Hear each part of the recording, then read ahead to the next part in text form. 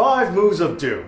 As familiar as wrestling snobs are with this term, it's surprising how many of them really don't know the truth behind it. And this term, like many, has morphed over the years to mean something totally different than what it once did. Now, who's right? What's the truth? How did this all start? Well, that's the topic of this episode.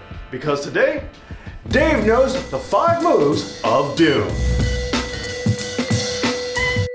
Now, in terms of modern wrestling, many fans first became acclimated with the term 5 moves of doom when hearing it connected to John Cena. Many wrestling snobs have used the phrase to describe Cena as only having 5 moves in his arsenal and therefore question his ability in the ring. Now, what's truly surprising is that Big Fight John himself has even thrown reference to the term as a jab at the internet community that attacks him so much. More surprising still, even the WWE has acknowledged John Cena's 5 moves of doom on their website with an article dedicated to breaking down what those exact 5 moves are. And since we're on the topic, what are John Cena's 5 moves? Well, according to the official WWE article, they are shoulder block, side slam, 5-knuckle shuffle, and the FU. Now, some of you John Cena haters out there will be very surprised to see that not only did the WWE post an article about their golden boy John Cena's 5 moves of doom, but that 2 of the moves are both shoulder blocks. So what's up with this? Is this a rare moment of WWE humility where they are changing their stance and taking the side of the internet smart community? Nope, not at all, of course not. Because the WWE is using the term differently than how a lot of modern fans do. In fact, they are using it more along the lines of how the term was allegedly first crafted to be used. And speaking of which,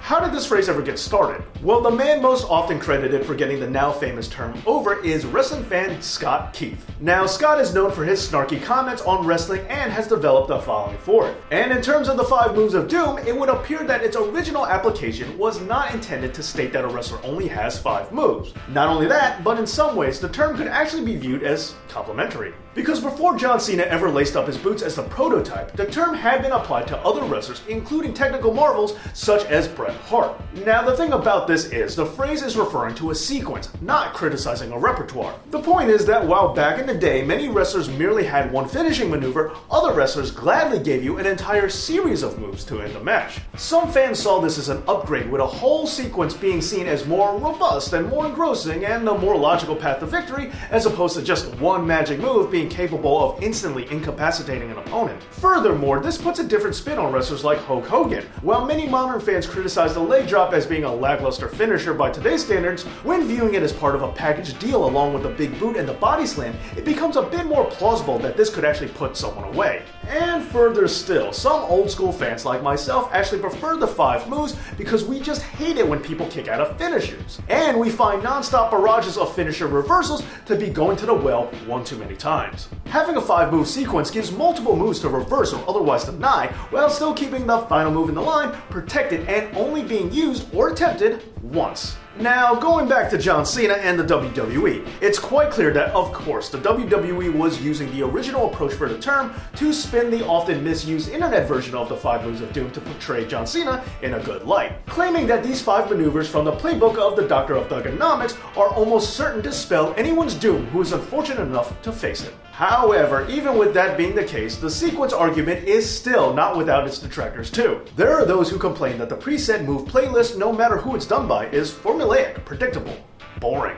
That a solo move that can come from out of nowhere is exciting because you always have to be on the lookout for it, keeping you invested in the entire match. And now going back to the idea of a wrestler only having 5 moves to begin with. Even if that's not the actual definition of the term, does John Cena really have only 5 moves? Well, the reality is, no, he definitely has more than 5 moves. The STFU, the Cena Karana, the Springboard Stunner. All moves that are not the 5 that were previously stated, and not to mention that he has more moves than just those. But anyway, let's just say that Cena, or any other wrestler for that matter, did indeed only have 5 moves. Is that necessarily a bad thing? Well, there are those particularly certain members of the industry who applaud a wrestler who is able to make a career out of only doing a small handful of maneuvers. They believe that it's safe, reliable, and is keeping with the Bruce Lee philosophy that fear not the man who practiced 10,000 kicks once, but fear the man who has practiced 1 kick 10,000 times. However, while I do think that's true for real fighting, for pro wrestling, I personally need a much larger moveset, but that's just me. Now, what do you think?